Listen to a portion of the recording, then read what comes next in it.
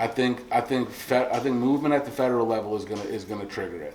And I think the more that we live with legal cannabis, the more acceptable that it is. Normalized and Yeah, shit. because I think what fuels a lot of it, bro, I call it the reefer madness mentality, right? It's like this idea that cannabis still needs to be viewed through this lens of like suspicion and fear, right? When you're talking about something that we're all so familiar with, like there's no reason for you to look at it that way, but policymakers are looking at it that way. And if you ask me, the reason why they are, because lawmakers, they have people in their ear all the time. They take lobbyists. Exactly. They got almost of their information is coming from lobbyists. So the lobbyists for the larger cannabis companies are preaching reefer madness to these legislators to make them think that it's so dangerous if it's not regulated like this I don't think to keep the market small. Like that, man. I think they you don't think GTI is influencing policy? I think they're influencing policy, but I don't think they preaching reefer madness. I think they preaching don't let these motherfuckers in. Well, but they do it through overregulation. That's the main. Yeah. Right. So if you overregulate cannabis, even if you are fortunate enough to be one of these people that win a license, in order to meet the requirements for compliance, is so insanely expensive. Yeah. So it's like, I think that's by design, and the only reason why they can justify making those compliance costs so high is because they have to make it about public safety. Everybody gotta get paid too. That's true. You know what I'm saying? That's true. So they gotta write in a way for that shit to trickle down. Everybody gotta get a check. They always. I mean, that's true. No doubt about it. There's no question about it, and there's a lot of that in our film. Yeah. We show exactly how much money. Y'all check it. So it's two parts of it, man. It's part 1 and part 2. You can see it all on.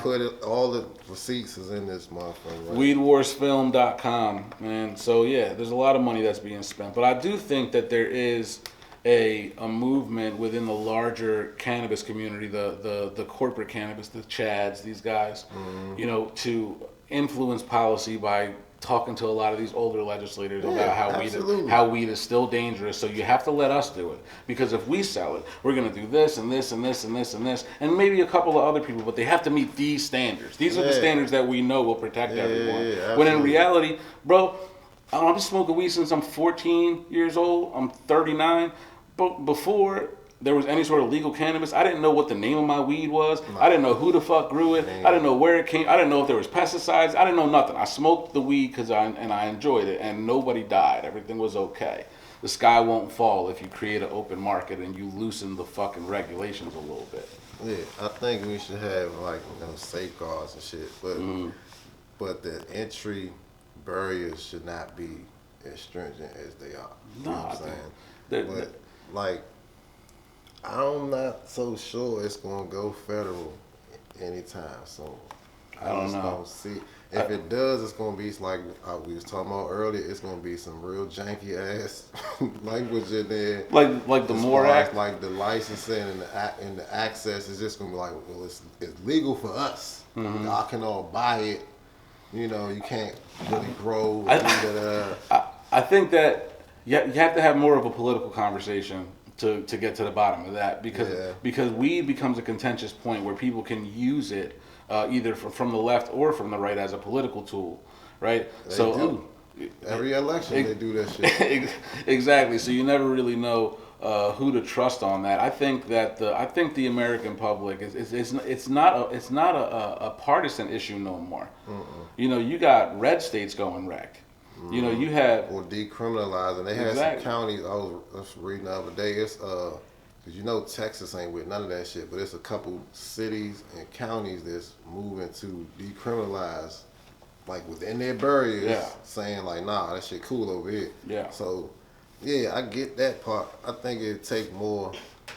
I think it'd have to take more states to go green. I've always said, the more states to go green, the higher chances of. When you say green, you mean rec? Right. Yeah.